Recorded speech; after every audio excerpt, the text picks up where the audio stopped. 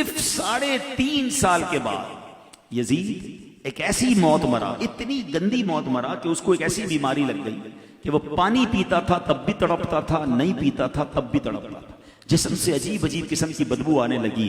اس کا بیٹا جب اس کے آخری وقت میں بیٹے کو اس نے بلایا کہ بیٹا ایسا کرو کہ میرے بعد میری سلطنت کو تم نے سنبھالنا ہے، وہ بیٹا چیخ مار کر کہتا ہے کہ ایسی منوس سلطنت پر میں لعنت بھیجتا ہوں کہ نواسائے رسول کو شہید کر کے تم نے جو سلطنت حاصل کی ہے میں اس سلطنت پر نہیں بیٹھنا چاہتا۔ اب اپنے بیٹے کی جب اس نے باتیں سنی کہ میں اسے تخت آفر کر رہا ہوں اور یہ ٹھکرا رہا ہے اس تخت کو کہ یہ تخت تو امام حسین اور ان کے خاندان کو شہید کر کے تم نے حاصل کیا، میں ایسی حکومت پر نہیں بیٹھنا چاہتا، اس کا صدمہ اور بڑھ گیا اور اسی طرح تڑپ تڑپ کر اس نے جان دی۔ اس کی باڈی سے اتنی بدبو نکلتی تھی کہ کوئی قریب جانے کے لیے تیار نہیں تھا، بمشکل اس کو دفن کیا گیا۔ کہاں گیا اس کا جور، کہاں گیا اقتدار؟ 3.5 سال کے اندر وہ مارا گیا۔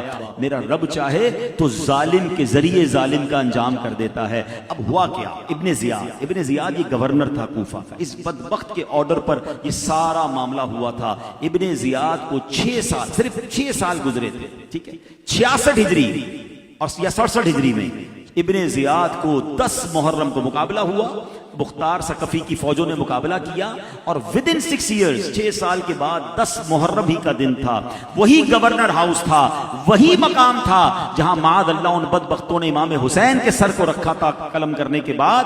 اب ابن زیاد کے سر کو وہیں رکھا گیا اور مختار کہتا ہے لوگوں دیکھ لو، یہ وہ شخص ہے جس نے امام حسین کی شہادت میں کردار ادا کیا تھا، اس کا سر اسی مقام پر رکھا گیا، دن بھی وہی تھا۔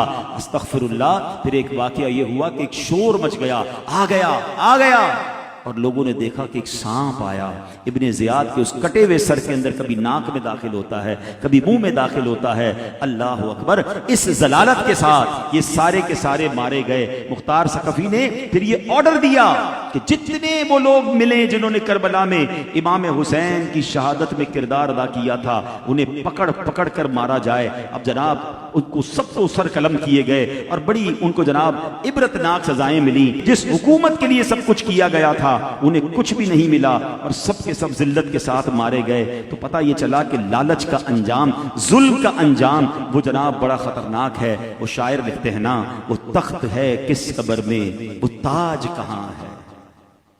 وہ تخت ہے کس قبر میں، وہ تاج کہاں ہے؟ اے خاک بتا زور یزید آج کہاں ہے؟